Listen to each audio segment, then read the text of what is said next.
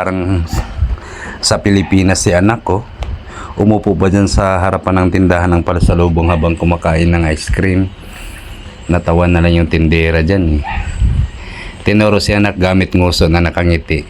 Siguro sabi niya, "Kuya, napagod na siguro yan." Naka-live to. Tapos, ito pa. Sa sobrang dungis niya, kakakain ng ice cream, naghanap kami ng grape sa labas at may nakausling grape. Binuksan niya, may tubig. Ayun, naghugas. Buti na lang wala yung may-ari. Buti na lang di kami napagalitan. Ayun, oh. Tama na na. Ginawang parang sa Pilipinas lang. Live ko pala to nung nasa Hanoi, Vietnam kami. So, nire-upload ko lang kasi sayang eh. After 30 days, mabura lang din. So, memories namin to ni anak. Remembrance namin to habang naglakad-lakad kami sa Hanoi, habang nagdi-DIY kami sa Hanoi. Kanina, magkamukha yung mga Kasi humiwalay kami sa grupo ng tour eh. Nagpaalam kami sa tour guide na bubukod kami kasi may pupuntahan kaming iba. guys, oh.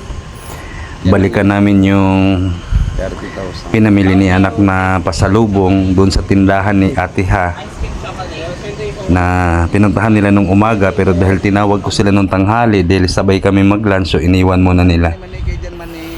So eto, nagla-live ako, kulitan namin dyan.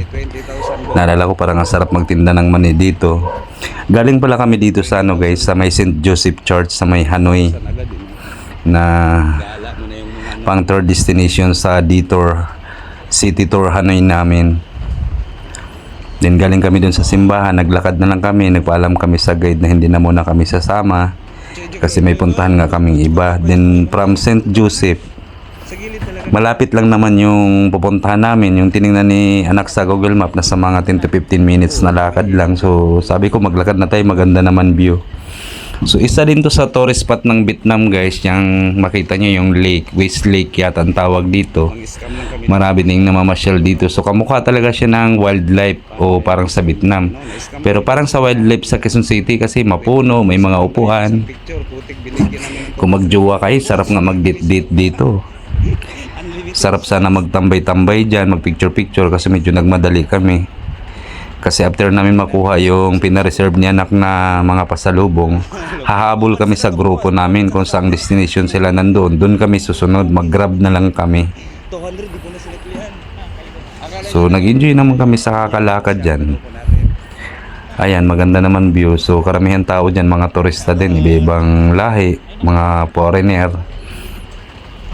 Ito na yung last detour namin sa Hanoi, na marami naka-schedule, city tour siya. So sinundo kami sa hotel ng alas 8 ng umaga. Then ang first destination dapat is ang mausoleo o museum ni Ho Chi Minh. Si Ho Chi Minh guys, di ko alam kung ano yan siya sa Vietnam eh, kung president ba, bayani ba o hari ba. Basta si Ho Chi Minh, sa lahat ng pera sa Vietnam, siya yung makikita, siya lang yung bukod tanging nilagay, wala nang iba. So kahit anong amount, from 1,000, kasi yung pinakamababa nila is 1,000 hanggang 500,000 hanggang 500 million, siya lang yung nandoon, siya lang yung nasa picture. So hindi ko alam kung ano yan si Ho Chi Minh sa Vietnam. So pupuntahan namin yung museum niya, yun yung unang destination na pupuntahan namin. Pero ito si anak at yung dalawa naming kaibigan, nagpaalam din sa tour guide na mag-DIY sila, bubukod din sila sa tour kasi may sarili din silang pupuntahan. Ayan, bumili kaming ice cream dyan guys. So yun na nga, pagpunta namin dun sa museum, dahil maraming bawal camera, pwede naman magdala cellphone pero bawal mag-picture or mag-video.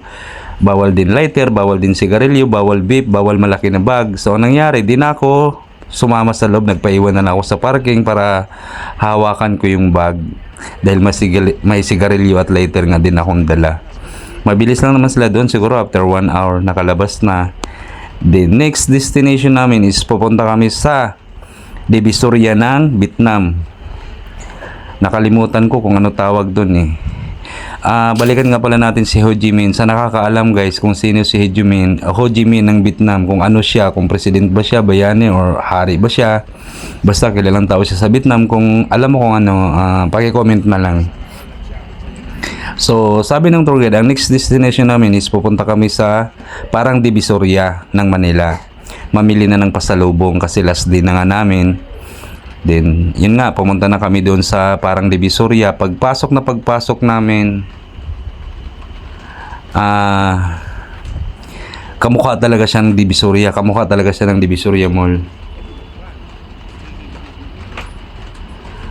Tapos, ang daming paninda, wholesalan siya ng mga damit, mga sapatos, mga tsinilas, mga laruan. So, kung ano makikita mo sa Divisoria Mall, yun din yung makikita mo doon. Bagsak presyo din. Grabe, ang daming tao halo-halo. So, karamihan foreigner kasi namimili. Karamihan tour guide na yung mga pauwi na yung gis nila, doon din nila dinadaan.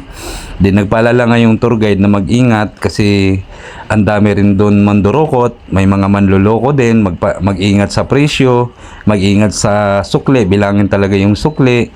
Then ano din, dapat tatawad ka din kasi minsan yung iba na naman tala pinipresyuhan nila mahal. So dapat marunong ka rin makipagtawaran. So yung iba hindi nakakaintindi English pero nakakaintindi naman sila ng how much. Then sasagutin nila sa kalkyo, magpakita sila ng kalkyo, ipakita nila sa iyo yung amount kung magkano. So ganun-ganun lang. Then masarap sanang mamili pero hindi kami gaano nakapamili kasi limited nga yung bagahe namin, baka masobrahan naman kami sa bigat. Then after noon, 2 hours lang binigyan ni tour guide, magkita na kami ulit doon sa labasan sa kung saan nagantay yung bus para mag-lunch na. So kinausap ako ng tour guide na tawagan na yung anak ko at yung dalawa naming kasama para sabay kaming kakain ng lunch. Then mula daw doon sa parang Divisoria, 5 minutes away lang, makarating na doon sa restaurant. So nung tinawagan ko sila ni anak, hindi nila, kahit magkalapit lang kami, dyan din sila sa lugar na yan eh. Kaso hindi agad nila mahanap kasi hindi nga kami taga Vietnam, hindi agad nila mahanap kung saang lugar yung nakapark yung bus. So matagal sila dumating at yung bus kailangan nang umalis kasi nakaabala na. Sabi ni tour guide, ibigay ko na lang yung address sa restaurant, kung mag-grab sila doon na sila didiretso. Sa restaurant pa lang kami magkita. So sabi ko kay anak na iwan nyo na muna yung mga pinamili nyo dyan, yung mga napili nyo, balikan nyo na lang after lunch kasi sabay tayong kakain. So maya maya dumating din naman sila doon sa restaurant na kakainan namin. So yung parang nasa Divisoria kami, yung kakainan naman naming restaurant, para din siyang Chinatown, para siyang Binondo. So sabi ni tour guide, maglakad pa tayo ng 10 minutes, 5 to 10 minutes mula pagbaba ng bus kasi hindi makapasok yung bus sa loob. Kasi nga para siyang Divisoria, Eskinita, so maiwan yung bus sa labas, maglakad lang kami ng 5 to 10 minutes. So habang naglalakad kami, masigla yung dinaanan namin. Kasi parang nga siyang Binondo talaga guys. Alam mo kung ano yung tsura sa Binondo? Parang ganon. Habang naglalakad kami, may mga karinderya, may mga nagluto doon fishball, mga merienda, may mga nag-inom sa tabi-tabi, may mga nanigarilyo. Hindi siya ganun kalinis, di rin ganun kadumi. Tapos yung nadadaanan naming mga tindahan, nakikita yung mga wholesaler ng sibuyas, bawang, mga bakery supply, mga wholesaler ng mga plastic, mga cups, yung mga bote, tapos mga wholesaler ng pati nga mani. Nakita ko yung sako-sakong mani doon pala yung bilihan ng mani, kaya naisip ko pwede talaga ako magpaiwan dito kasi negosyo ko nga is mani. So nakita ko na doon pala yung bilihan ng mani, nandun yung bilihan ng asin, nandun yung bilihan ng bitchin, nandun yung bilihan ng asukal, mantika, margarine. Then maya-maya, narating na namin yung restaurant na kakainan namin. Tapos maganda naman, disente naman, malinis. Pumasok kami sa loob. Tapos habang naghihintay sa order, maya-maya dumating na yung dalawa naming kasama at yung anak ko. Tapos dahil hindi pa naman sinerve yung pagkain, nasa labas ako, nag-live sa tapat naman ng restaurant na kinakainan namin guys. Ano siya, puro tindahan ng mga damit, mga sapatos, mga butik. May butik na aircon, meron namang open lang, so hindi ka magtingin-tingin. Mga bag, sapatos, sinilas, ganyan. Naglinya siya para talaga siyang sa Divisoria. So halos magkatabi lang yung restaurant at yung Divisoria Mall nga kung tawagin dun sa Vietnam. Itong bus na to, ano pala to? City tour, parang sasakay ka dyan, iikot ng Hanoi. Kung di ka lang talaga busy, pwede kang sumakay. Tapos pagkatapos naming kumain, yung dalawa naming kasama nagpaalam ulit na hindi rin sila sasama sa next destination kasi balbalikan nila yung napili nilang mga nabili doon kay Ate Ha. Si Ate Ha, yung nilalakaran pala namin guys, papunta kami doon sa tindahan ni Ate Ha. Si Ate Ha, sikat yan sa TikTok eh. Lalo na sa mga Pilipino kasi si Ate Ha, most recommended talaga ng mga Pilipino yan na doon ka mamili ng pasalubong kung mamili ka ng pasalubong pagbalik ng Pilipinas.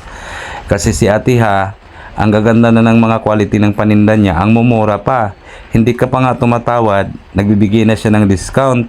At ang nakakatuwa pa kay Ate Ha, Vietnamese siya, pure Vietnamese, pero ang galing niya magtagalog at nakakaintindi siyang magtagalog. So pag sa kanya ka mamili, di ka na mamroblema sa pag-English kasi Tagalogin mo na lang. So doon yung punta namin ni anak. Maglakad lang kami kasi si anak may napili na rin mga bibilhin doon. So kailangan naming balikan. Pupunta kami sa tindahan ni Ate Ha. So yun na nga, after namin kumain, yung dalawa namin kasama, di na rin sumama kasi pupunta na kay Ate Ha. Pero si anak, pinag-usapan ko na sumama muna sa next destination kasi ang pupuntahan namin is simbahan. Yung St. Joseph Church sa Hanoi. So bilang isang Katoliko, hindi man kami pala simba pero sa mga ganong sitwasyon gusto ko rin magkakasama kaming buong family. So sabi ni anak, sige gusto ko yan pa, sasama ako sa inyo kasi gusto ko rin pumuntang simbahan para makapagpasalamat man lang, makapagdasal. Then pagdating ng St. Joseph, nagpicture-picture kami, then pumasok sa loob. Then nung nabuo na kami lahat, ang next destination is pupuntahan namin yung Train Street kung saan maraming coffee shop sa gilid ng release. Pwede ka mag-video, picture habang umiinom ng milk tea, umiinom ng kape, umiinom ng beer o kung ano may kasi may alak din doon. Pero hindi na kami sumama. Nagpaalam kami sa tour guide na hindi na kami sasama sa Train Street kasi nakapunta na din naman kami noon nung kinagabihan, nung pagdating namin ng Hanoi, nauna na kaming pumunta doon. So na-experience na namin yon na dumaan yung train mismo sa harap namin, yung buwis buhay talaga. Pumayag naman yung tour guide kasi sabi ko nga balikan namin yung pinamili ni anak na mga pasalubong. So ito na yung nangyari, naglakad-lakad na kami. So yung sa video kanina naglakad-lakad kami, dumaan kami doon sa Westlake hanggang dito. Naglakad-lakad kami at nadaanan namin yung nagtinda ng ice cream, bumili si anak at napagod sa kakalakad. Ito, umupo siya dito, nagpapahinga. Yan ba yun, yung building? Then medyo malayo-layo pa yung tindahan ni Ate Ha. Then after nagpatuloy kami hanggang sa narating na namin yung tindahan ni Ate Ha. Tapos pinakompute ni anak kung magkano lahat. Chinik din niya muna or nagdagdag pa siya ng mga dahil maraming customer si Ate Ha, medyo natagalan kami. Then nag-update kami sa kasama namin kung saan na sila. So paalis na daw sila doon sa Train Street. Wag na daw kami sumunod sa Train Street. Ang next destination naman na puntahan namin is Mega World sa Vietnam. So parang yun na yung pinaka last destination na pupuntahan namin. So sabi ng kasama namin, kung susunod kayo doon na sa Mega World. Then sabi ko kay anak, wala na daw sila sa Train Street, diretso na tayong Mega World. Kasi yung dalawang kaibigan namin na bumuko din, nag-DIY, tumawag sa amin, sana ba kayo? Sabi ko pa, uwi na kami, patapos na rin kami dito kay Ate Ha. Sabi nila, dito kami sa hotel, hintayin namin kayo, daan na lang kayo dito para sabay na tayo pupuntang Mega World para medyo tipid naman sa Grab. Kasi from hotel to Mega World, siguro nasa 21 kilometers pa, so medyo malayo-layo. At mula naman sa tindahan ni Ate Ha at yung hotel, medyo malapit lang kami, so nag-grab na kami ni anak. Pagdating ng hotel, pinasok lang namin sa kwarto yung pinamili namin, lumabas na rin kami agad para mag-book, din biyahe na kami papuntang Mega World. Dahil medyo malayo-layo yun at hapon na, medyo traffic na siya. So yung mga kasama namin, nag-antay na dun sa Mega World, kami na lang yung inantay. Sa kaming group of 10, kami na lang yung inantay 4 kasi sasakay daw kami sa electric vehicle para iikot sa Mega World. Ang Mega World pala guys, para yan siyang, kung dito sa Pilipinas, para siyang Venice Grand Canal, yung sa Taguig. May mall siya, the same time meron siyang condominium doon or townhouse na ang ganda ng ang ganda paggagawa, ang ganda ng architectural design, ganon. Ang ganda ng kulay, para siyang marshmallow. Then iba't ibang bansa yung inspired. Merong siyempre yung Italy, yung Grand Canal, merong San Francisco, USA, merong China, merong Japan, merong Korea. So sa isang street, pag sinabi niyang Italy, kamukha to ni Italy. Pag sinabing Japan, kamukha talaga ng Japan, yung design ng building, yung paggagawa, pati yung mga restaurant doon, yung landmark ng Japan, nilagay yung mga sulat-sulat. So kung mag-picture o video ka doon, akalain mo talagang nasa Japan ka.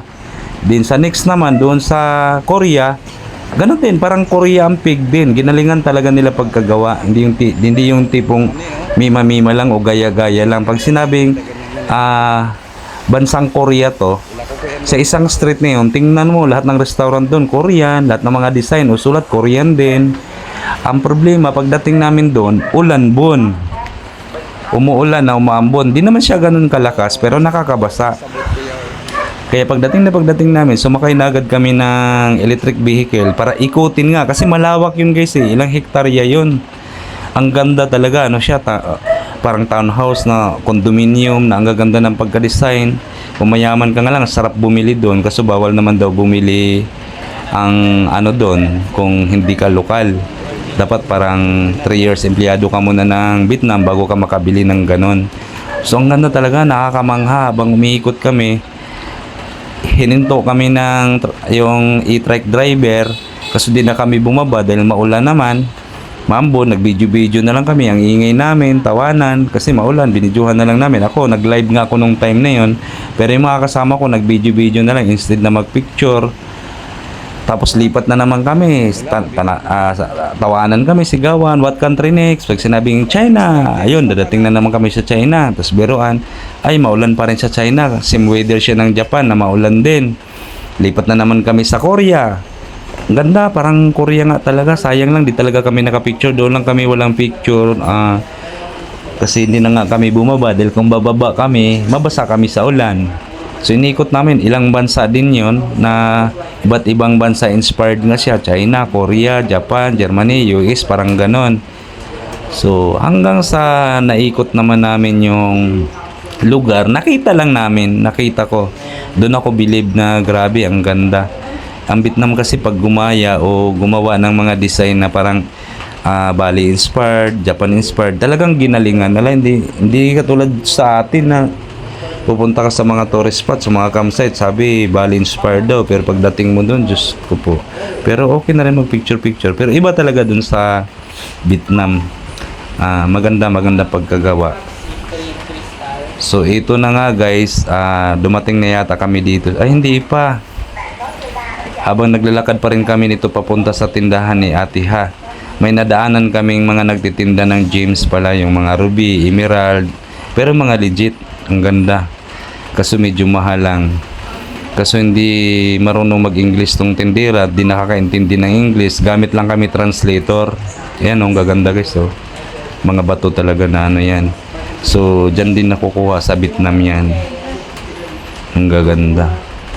Kasi yung tinanong ni anak na bracelet kung available ba, sabi nung tindera, sa second floor daw. Paakyatin kami ng second floor. So, medyo nag-alanganin na kami kasi ayan, sumagot si tindera gamit translator. Akit daw kami sa second floor. So sabi ko wag na lang, next time na lang. Din umalis na lang kami. Sabi na lang namin, come on. Yung come on sa Vietnam guys is salamat o thank you. Parang come on, pero parang may tono siya, come on, parang ganun, come on, ganun. So ito si anak, medyo marami-rami na rin alam salitang Vietnam. Ayan, sabi niya, come on, alis na lang kami. Ang kulit-kulit to si anak kasi yun nga, habang naglalakad kami, minsan nagbi-Vietnamese siya.